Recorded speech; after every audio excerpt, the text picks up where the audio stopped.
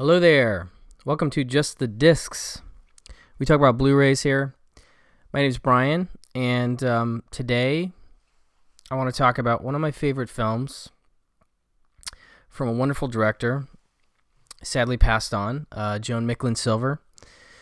It is a movie called Chilly Scenes of Winter from 1979, and it had gotten a Blu-ray release from Twilight Time some years ago, which I will come back to a little later, but it now has a wonderful Blu-ray from Criterion, which is fantastic and which I'm extremely excited about. And so I just wanted to talk to folks about this wonderful film. It is quite European in a sense. It is really something. It is a movie about a man obsessed with a married woman.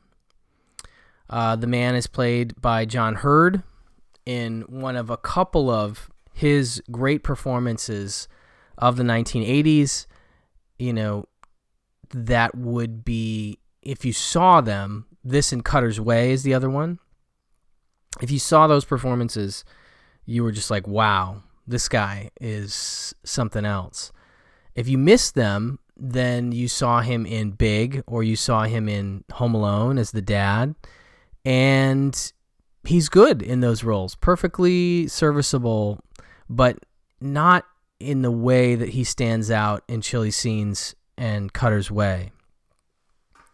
In Chilly Scenes, he plays a guy named Charles who works for the Utah government, reading reports and writing reports on the reports he reads and giving those to his boss. That's his job. But he opens the film sort of forlorn about having lost Laura, played by Mary Beth Hurt, who is the married woman that he briefly had some entanglements with. And the film is really well structured. It's based on a novel by Ann Beattie, which is a great novel, by the way, and I read it after I watched the film, and it's, equally great. Just really good stuff. There are some changes and some additions made for the film, but I think they're all really great. And I know Ann Beattie was a fan of the changes that were made by Joan Micklin Silver in her adaptation of the film. Joan Micklin Silver, a really great and underrated director, getting some attention now, I feel like, but she started with a film called Hester Street with Carol Kane, which is very good. And then a movie called Between the Lines, which also has John Hurd, and he's great in that too. It's a smaller role in a large ensemble that is actually a really great ensemble. A story of a sort of a Village Voice type newspaper. Joan Micklin Silver herself would work at the Village Voice, and so I think she drew on some of her experiences there for Between the Lines, which is really great. That's on a Blu-ray from Cohen Media. And that would be the film she would make before this. But yeah, so then she made Crossing Delancey, which stars Peter Riegert, and Peter Riegert is also in Chilly Scenes. Peter Riegert plays a character called Sam, who is really wonderful in terms of the interplay between he and John Hurd's character Charles. Sam is a jacket salesman. He works at a men's fashion place, and then he ends up losing that job and just hanging out with Charles, and they just have a great rapport together. They're just great buddies, He humors Charles's obsession with Laura, and even facilitates it a little bit. But yeah, so the movie just has a really great structure in terms of flashback to present day. We see that he's not with Laura now, and he talks about it, and there's voiceover narration, which can be difficult to pull off, but I feel like, again, it's a really great adaptation by Joan Micklin Silver, so it really works in terms of when the internal monologue narration is used and how it's used and how the flashbacks are used.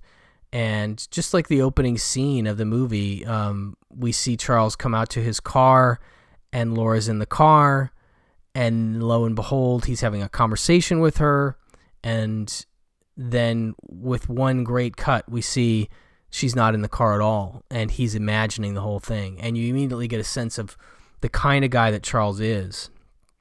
And he's a little nuts, to be honest. He says some pretty outrageous things.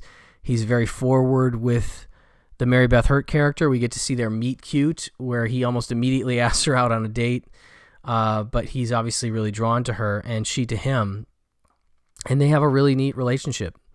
But one of the things Joan Micklin Silver said about the story itself is that she found that a lot of people that enjoyed the film really related to it because they could relate to the idea of, being in a relationship where one person loves one more than the other. The love is unbalanced, if you will. In this case, Charles's love is not quite on the level of how Laura feels about him, but she definitely likes him. So it's an intriguing relationship that they have, not like too many that I've seen portrayed on screen ultimately. And yeah, he does some kind of creepy things, and so it's tough to reconcile. But again, the performance by Hurt is so good, and he's so charming in the moments when he is charming that you kind of buy it, I think. And yeah, it's just a really special movie, and one that I've loved for a long time. Now, I discovered it through this book, Cult Movies 3, Danny Perry's book. This came out in 1988. It is one of the later books he put out, and that may come back. I have a story about Joan Micklin Silver regarding Danny Perry, which I'll tell in a minute, but allow me to read, if I might, just a little bit of the essay, the wonderful essay that Danny wrote about Chilly Scenes in Cult Movies 3. He says, New York-based Double Play Productions is one of the contemporary cinema's most pleasant success stories, consisting of two young creative producers, former actress Amy Robinson, the female lead in Martin Scorsese's Mean Streets, and her DP partner, actor Griffin Dunne. This independent company has stayed afloat and prospered in the 80s while striving to make quality films with interesting characters and stories rather than impersonal mega hits full of robots and special effects. Double Play and its predecessor Triple Play, formed in 1977 by Robinson, Dunn, and Mark Metcalf. Now, Mark Metcalf actually stars in the movie as the husband character to Mary Beth Hurt, and he is Niedermeyer from Animal House. You'll definitely recognize Mark Metcalf as an actor, a tall man, big man. Let's see here. Another struggling actor, having consistently made personally felt, efficiently produced, refreshingly offbeat movies. Head Over Heels, the other title for Chilly Scenes, / Chilly Scenes, a winner with Dunn and Metcalf in supporting roles. Oh yeah, Griffin Dunn actually shows up in a small role as the boyfriend of Charles's sister. And it's a very funny moment in the movie. It's just one scene, really, and he's wearing a ridiculous sweater that I just, every time I see it, I'm like, wow, that was a great choice. It's just this wraparound cardigan thing that just looks ridiculous, and you can't take anyone in a sweater that looks like that seriously. Anyway, it's a great choice. John Sayles' Baby It's You, with Rosanna Arquette playing a character based on Robinson in high school and college. Scorsese's nightmare comedy After Hours. Now, these are all things that Double Play helped produce. These are great movies. Baby It's You, one of my favorite movies. After Hours, one of my favorite movies. There's no coincidence here. With Dunn starring in After Hours, of course, and Sidney Lumet's Running on Empty, which is also a Double Play production, also a great movie. Really good stuff. In each case, the producers selected projects to which they had emotional attachment, for they would spend an enormous amount of time and energy overseeing every aspect of production. Most neophyte producers make exploitation films to help them break into the business, and they claim earn monies needed to make high-caliber films later. Instead, they usually make sequels to their exploitation films. To their credit, Robinson, Dunn, and Metcalf chanced debuting with the type of film they wanted to make all along. Robinson fell in love with Ann Beattie's bittersweet first novel, Chilly Scenes of Winter, from 1976, and passed it along to Dunn and Metcalf, who agreed it would make an ideal first film. So they drove up to Boston, where Beattie was teaching. Quote, "It was like seeing three of my characters walk through the door," she later commented. That's Ann Beattie. And optioned the book for only $2,000 versus $30,000 on the completion of the picture. Beattie's only stipulations were that she appear in the picture, which she does. She's a waitress. It's a great little moment with Charles. And be introduced to Dean Martin. She never was. In the cover story interview for the September 1985 issue of American Film, Robinson told Clark Taylor, quote, "We didn't start out thinking, how can we break into Hollywood, but rather, how can we make this low-budget movie Chilly Scenes of Winter? We asked a lot of nuts and bolts questions. We have some connections to the business, especially on the creative side, and we used them to gain relatively easy access to people at the studios. Also, when we first went out to Hollywood, it wasn't as though we were producers in from Tennessee, naive and empty-handed. We had a book by a rising literary star, Ann Beattie. We were in the right place at the right time. We also had Joan Micklin Silver to direct at a time when there was interest in women's films." Now I'll come back to what Danny has to say about Joan Micklin Silver. But so I love her films. I think she is a fantastic director. Crossing Delancey, if you haven't seen that, really great. Again, Between the Lines, watch it immediately. Wonderful. Hester Street, also great. She really did a lot of fantastic movies. And so I have been working on a documentary on Danny Perry for years. I hope to complete it at some point. But I did reach out to her in 2017 before her passing, when I was taking a trip to New York to meet Danny Perry himself and interview him for the documentary. And so I reached out to her. I just want to read you the exchange because I'm curious what people think. But I said, "Joan, please forgive the unsolicited email, but I'm a big fan of yours and currently working on a documentary about Danny Perry and the impact of his film books, Cult Movies 1 through 3, alternate Oscars, etc. And was just curious if you might have interest in being interviewed for my movie.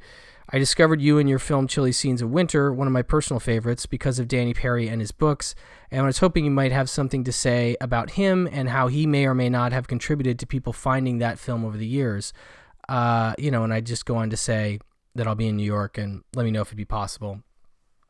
And I don't know, maybe that's not a great opener to say, here's this man who helped me discover your books, your films.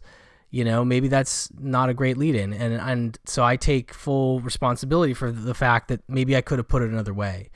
But I did get a reply from her, which I did appreciate. However, she was like, not interested. She said, "Hi, Brian. I don't know Danny Perry or his books, and right now I'm putting all my energies into a book I'm writing on the making of Hester Street." That was her first film. "So thanks for all your good words about my work, but I hope you'll understand that just isn't a good time. All best, Joan Micklin Silver."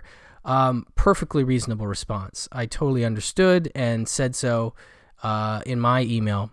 But I was, in all honesty, a little saddened that I didn't get to talk to her and that she had never heard of Danny Perry. And maybe that's true, but I was kind of shocked because there are certain films, Deep End is one, Jerzy Skolimowski's Deep End is one, Cutter's Way is another one, and Chilly Scenes that I think of as Danny Perry movies. And that is not to take anything away from them being Joan Micklin Silver, in terms of Chilly Scenes, a Joan Micklin Silver film. It is her film. But I got to admit, I never would have found it in the, early 90s or so without this book. And I know a lot of other people that found the movie because of the book. So I was a little surprised to hear that nobody had ever come to Joan and said, "I love your film. I found it through this book. I found your other films because of finding this film," And so, that's probably true. It could have been a brush. It could have been a way to say, I don't want to be interviewed. And, saying that you have no knowledge of Perry would certainly do that. But regardless, as I said, I was a tiny bit disappointed on a couple counts. But, she was very cordial in her response, and That's all I could do. So I just wanted to share that because this movie has been so important to me, and Joan Micklin's work, Micklin Silver's work, has been so important to me that I never have gotten to talk about that particular little moment in time where I did at least momentarily have an exchange with her. And I was very saddened when she passed, and I hope that more people are appreciating her work today because it is just truly singular, really. I mean, you watch Hester Street, you watch Between the Lines, you watch Chilly Scenes, you watch Crossing Delancey, and these movies really do stand out. They are character-based pieces, and they are well cast, well directed, well acted. They are just wonderful. And this is perhaps my favorite of her films, but, you know, the group is a really strong group. Anyway, just briefly, I wanted to read what Perry said about Joan specifically. Silver, an extremely talented, sadly neglected director-writer, had already made 2 impressive films, Hester Street and a personal favorite, Between the Lines, also with John Hurd, and also about survivors of the 60s. She, too, had loved Beatty's book and recognized its movie potential, while producers who were having difficulty raising money were trying to find someone affordable to replace playwright Michael Heller when he dropped out. Silver was tracking them down to offer her services as writer-director. With Silver involved, Claire Townsend, a creative executive at 20th Century Fox, agreed to acquire the project. When Townsend moved to New United Artists, she took it with her. And actually, Claire Townsend is mentioned a bit in the special features for the Blu-ray, which is very cool. She was obviously an executive that was doing some really interesting work in the 70s that I wasn't quite as aware of, and that's interesting to me. John Calley is another producer like that you hear about. He was at Warner Brothers. He produced Mean Streets and a whole bunch of other interesting movies. And there was a lot of these, producers in the 70s that were plucking out, really interesting work at a time when studios were interested in doing that kind of stuff, the character stuff, the stuff with, mixed feelings, things that they were complicated. The characters were complicated and the stories were complicated, and they ended often in ways that were ambiguous or not traditional Hollywood happy endings. And so in that time, I really thought it was neat. There were a lot of producers that were finding, really interesting work to do, and Claire Townsend was certainly one of those people. Let's see. UA financed the picture and released it in 1979 as Head Over Heels, having concluded that chilly and winter weren't good selling words.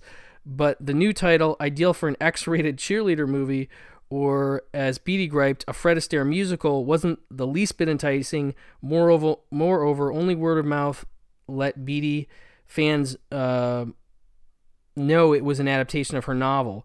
The movie might have disappeared into obscurity if not for a small devoted following, especially in Beatty's Boston.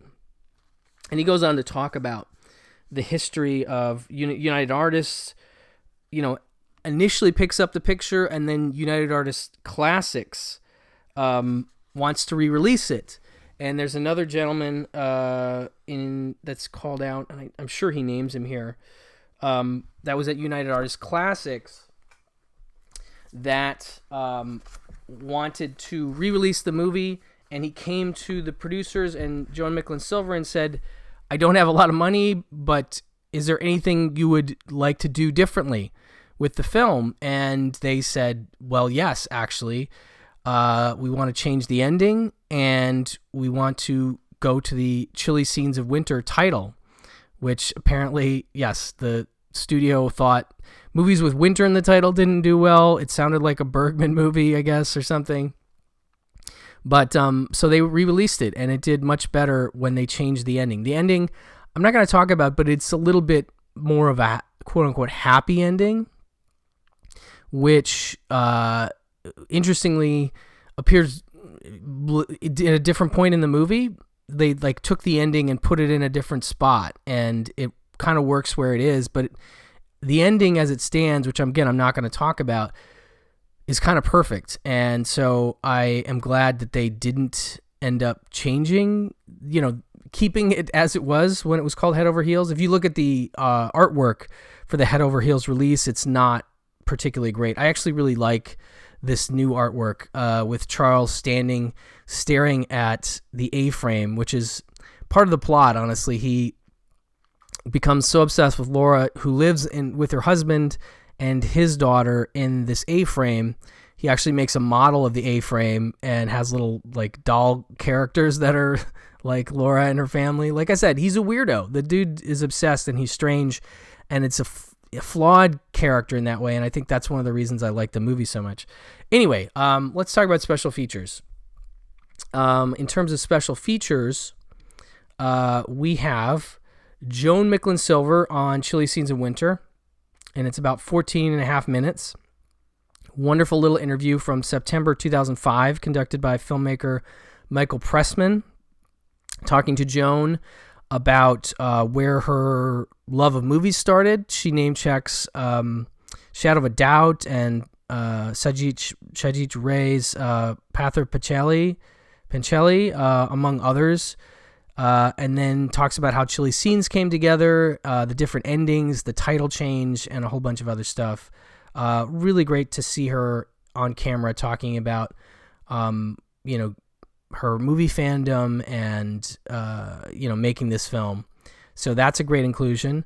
Then they've licensed and included a documentary, a 45-minute documentary, a German documentary, called Joan Micklin Silver, Encounters with the New York Director. This is from 1983, directed by Kate Raganelli, and features Joan Micklin Silver, her husband and frequent producer Ray Silver, and other key collaborators discussing Micklin Silver's work from her debut movie Hester Street through Chilly Scenes, originally, of course, released as Head Over Heels. It's narrated in German with English subtitles, but includes, obviously English interviews with Joan and her husband. Really cool stuff because she goes back. She talks about her parents. She talks about her college years at Sarah Lawrence, I believe. She talks about doing plays in Cleveland where she and her husband were living and where they were raising a family, and how that was sort of her first experience with writing for the stage and then ultimately, obviously, screenwriting. And then how they moved to New York and how she started writing for the Village Voice while she was trying to break into film. And then again, the Between the Lines script is sort of born out of that experience.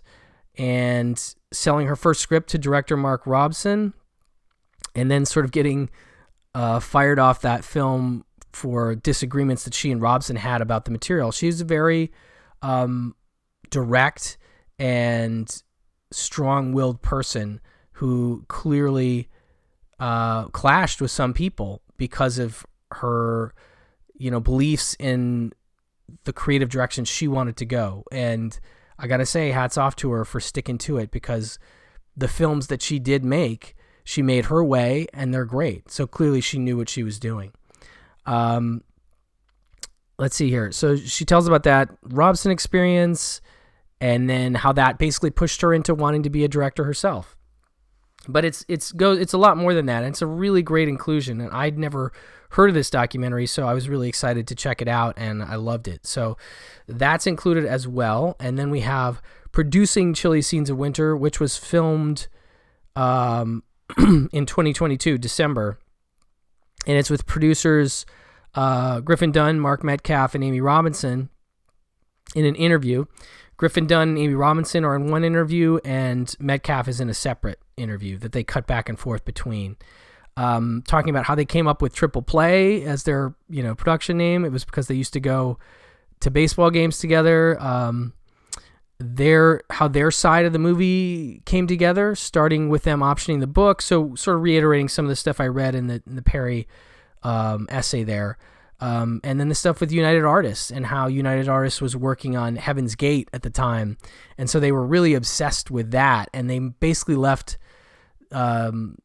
Triple Play and Joan Micklin Silver alone to make this movie, which is also great. And it's always interesting to me, too, when you have films that come to a studio at a very specific time when the studio is involved with something else like this or whatever, and for whatever reason, they leave certain filmmakers alone, and so the film is much more exactly what the filmmakers wanted it to be without any interference. Because obviously when they tried to market it, it's clear they didn't understand the movie, they didn't maybe like the movie, so had they been more involved, the movie probably wouldn't have gotten made the way it did.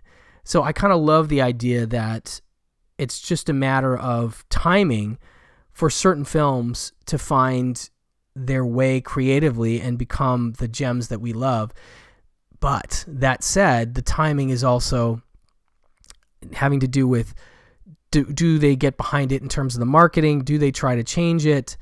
And does it get lost in the shuffle when it's released? And that's how a lot of cult films are born. You know, these two things, being creatively left alone, but then being not supported on the marketing side and getting buried, tends to make movies disappear and get lost and then found again by people who love them and champion them.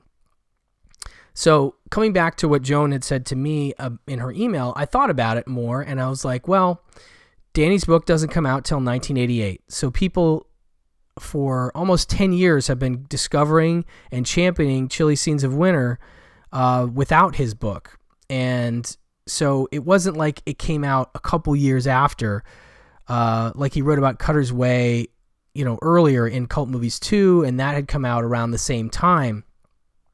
But, you know, Joan may have seen it as something that came out way after the fact, and again, maybe she didn't hear about it at all. But it was something I thought about. I was like, oh, 88 is actually a long time after this movie came out. But I love that movies get rediscovered and championed and shared, and this is a movie that we've talked about and we love very much on my podcast, Pure Cinema. It's really, really something special. Anyway, sorry, I got sidetracked off the interview. Yes, it's a great interview with these producers. It's about 28 minutes, and they talked about Bill Murray being considered for the Peter Riegert role, Ann Archer and Jamie Lee Curtis reading for Mary Beth Hurt's part, and working with Howard Hawks as AD is a really interesting story, plus a whole bunch of other great stories. It's a really neat interview that I'm glad they included. And then it includes the original ending of the film, which is about an 8.5 minute sequence that plays out. And it's really interesting to watch it. Like I said, I prefer the ending as it is, but it's good to have it. Now, here's the Chilly Scenes of Winter Twilight Time Blu-ray. I was like, okay, I can get rid of this. Oh, but wait. This has an audio commentary with Joan Micklin Silver and producer Amy Robinson, which I definitely want to keep, so I can't get rid of this. It also has one of the great features that Twilight Time championed, which is an isolated music track, and I actually really like the score to the film as well. So I'm going to have to hold on to this, I guess. But this is a new 4K scan, or a new 4K restoration, rather. New restored 4K digital transfer. And it looks great. It really does look better than I've seen it look, so I can't complain about that.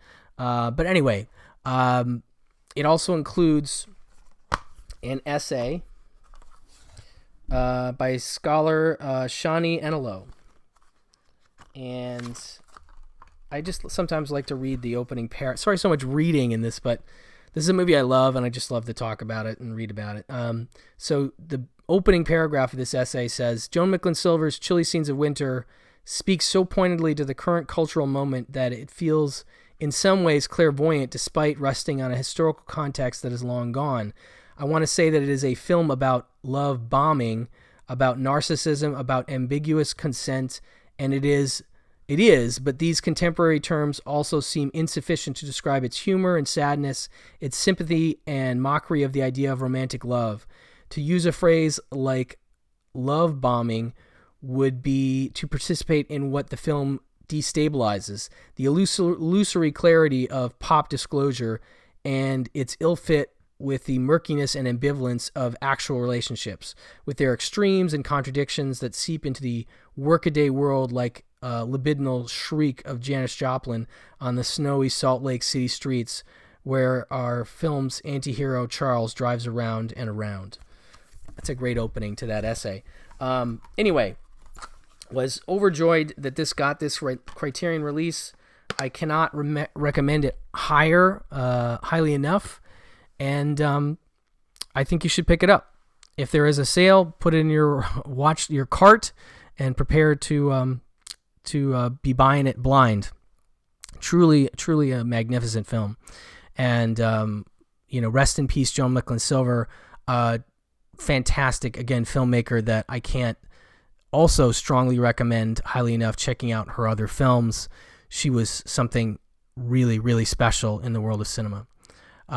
Thank you so much for watching. Thank you so much for listening, and I'll talk to you soon. Bye-bye.